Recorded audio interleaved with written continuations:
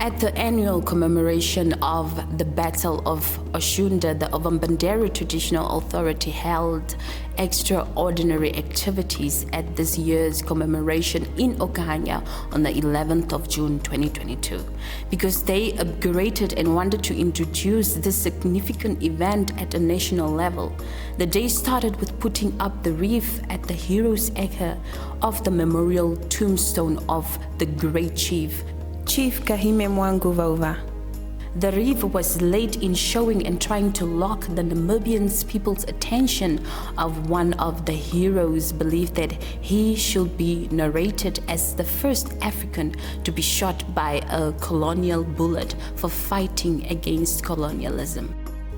It is believed as per history that the Ovambanderu community know that even in the whole Namibia, that he was the one and only man that was executed for the land in 1896.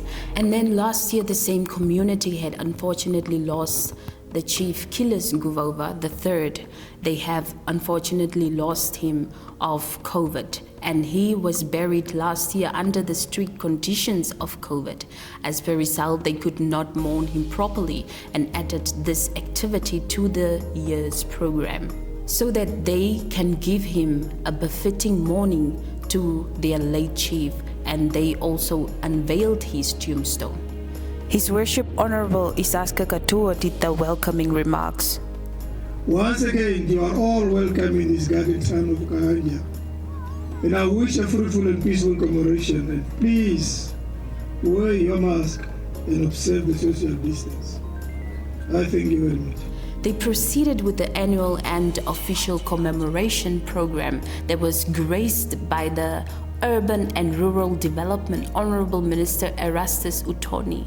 Brought me here is to come and join the community of Ovambanderu community, who today are unveiling the tombstone of our late chief, Kiles Nguvauva. The community here came to give their respect. It's a big number of community, and I felt that I should also come and join them just to give our respect to our leaders. And this is very, very important, and it also gives another way of, unity, coming together as people, just to remember what has happened, because when somebody left us, it does not mean that when we give him a resting place, we should not visit that place anymore. So this is what the community have just organized themselves. Then I felt, let me also join my fellow citizens, my community people, to respect our leaders. And 3 regional governors of Otjunda, Khomas, and Omaheke. And I put it to my mayor today, seated here, Honorable Katuo, and the chair and the Honorable Councillor Sharionja. The land where we're sitting over 126 years, the Ovambanderu community comes here, and I'm requesting the Ovambanderu Traditional Authority functionaries and the Secretariat do submit and fast track. Myself personally, I will ensure that to the office of the mayor that we fast track, and you must submit the application of this land to be under the Ovambanderu Traditional Authority. So this land has to be under the Ovambanderu Traditional. Your Worship the Mayor, are you with me? Can you stand up? Let them see that you are with me. Thank you, Your Worship the Mayor. Thank you very much. Let us ensure that happens. And that is important. The event was also graced by a lot of traditional authorities and chiefs that came to mourn and commemorate with the Ovambanderu community. Well, we actually are coming on the invitation of the Ovambanderu Traditional Authority, and the significance of the event is that there is need for cultural renewal. There is need for us to associate as people of Namibia so that we can teach the current generation that these are historical moments. They need to pause, reflect, and look at the future, and then being together, not only in times of goodness, but also in times of mourning and in times of remembering our historical icons. Well, history is a lesson for all of us, and the impact is associated with the war, the remembrance of activities of discrimination, oppression, etc. So when we have gallant sons, when we have freedom fighters of the early war of resistance, icons that we need to associate with. We cannot pretend ignorance. And in that context, it is one of those battles, it's one of those events that we should remember our leaders for, and by so doing, continue to observe them perpetually as a country, as a nation, as a tribe, as Namibians. Well, this event is it's important in the sense that, first of all, we have come here to pay homage to the fallen heroes who are buried here. We have Kahime Mwangubauba, who is the first African leader to be executed publicly by the German colonial regime. And I think that is a very important event. And that is really the beginning of the struggle for liberation. And apart from that, we are also commemorating other leaders who are here, Chief Munyuku Ngubauba, as well as his son, Kiles Kararangubauba, who was a deputy minister, who was a chief, and they have made significant contribution to the history of our country. But I think, first of all, this kind of event is a session of cultural identity of a community, but also beyond that, as you can see, there are many people from different backgrounds who are here, and therefore that is unity in diversity. This event is not only important for the Mbanderu community, but is also important for the country as a whole. And I think it's important to celebrate the lives of important personalities, but also it gives us the opportunity to dedicate ourselves to the ideals and objectives for which they sacrificed. It is very unfortunate that we still have a long way. Education is a process. I must tell you that those who were not there during the colonial days, they do not necessarily have that good prospect of how the past was. And therefore, at times, they take things for granted that, no, you are telling us stories. And therefore, maybe our educational system should put more emphasis on teaching our future generations our past history. Because if you don't know history, there is no way you will know the future.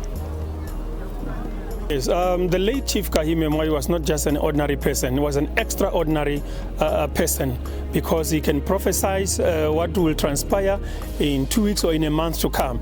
So as even when he was captured by these Germans, when they drive him to Okahanja, after he was not given that fair chance to be judged, they decided to shoot him and kill him, execute him.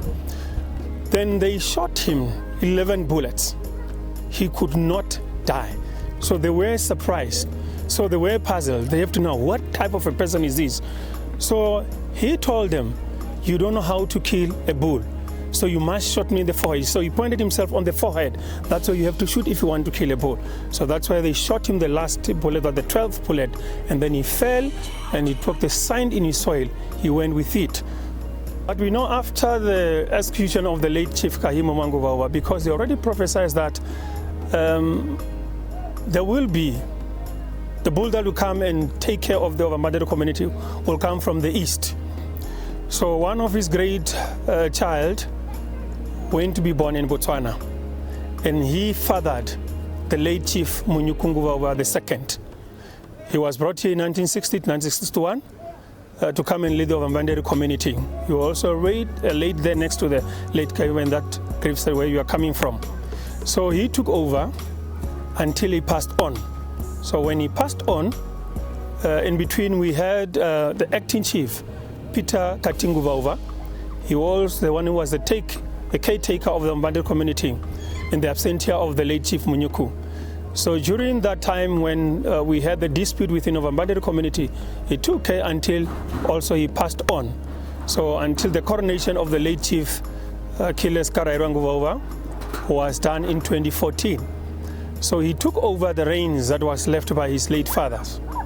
So he was a unifier, the late Chief Achilles Ngubauva. He was not just only a chief, but he played a major role within the Namibian community, because also in the teaching fraternity or the sport fraternity, they can tell you more about him, because most of the people that went through his hands became prominent people within the community of Namibia that are contributing both economically and socially to the development of this country. So he fought to ensure that the community of Mbandero should recognize or should get the recognition that they deserve. He fought, he have some unfinished business, because one of the things that I mentioned, alluded earlier, that the Mbandero community are not known such, because we are referred to others, but that's what puzzled the Mbandero community, that people that have such a great history, why are they referred to as others? Because there is no either slash or Herero, or they are referred as the job of Herero by some people that want to dominate them, but that's, he refused for his people, for his community to be wrapped under the carpet. So that is one of the mission that he was trying to pursue, that we wish and expect that the incoming chief will also take further that mission to ensure that it have to be accomplished. So he was one of the people that wanted to unite the community, because we know that during his the late father, the Mbandero community have had dispute where they have some divisions. So he tried to bring his community together. He did it in almost with all the aspects that he could. But yes, he succeeded in some areas, in some he could not. There is a difference between Ova Herero and Ova Mbandero. We have, in terms of our cultures and norms, so we have something that are in similarities, but we have differences. So we can able to differentiate between the two communities. Although we are brothers and sisters, we are cousins, but there is a difference. So that's why we want every community to get its recognition that it deserves, rather than to be put under the other one. Last year we went to Germany because our late chief, when he was executed in Okahanja, they took some they took the belt from him, and then some of the activists also was shipped to Germany at the museum in a little town Braunschweig. So, and also some of the delegates from Germany, they are here in Namibia now. The directors of the museum, they are here just to tell us more and what is the next step now, because they also engage with a city of Braunschweig before they are going to hand the belt back to us. And then also we are going to have with a delegation of the government, where we are going to probably this year again to Germany. So now when they are here also, they are going to tell us more how far did they go when we came back. As a Mbandero women, we must be very proactive, because everywhere during the war there was women, they died, they hide some of the people under the beds, under the tree, behind the trees. So they also play a very, very important role.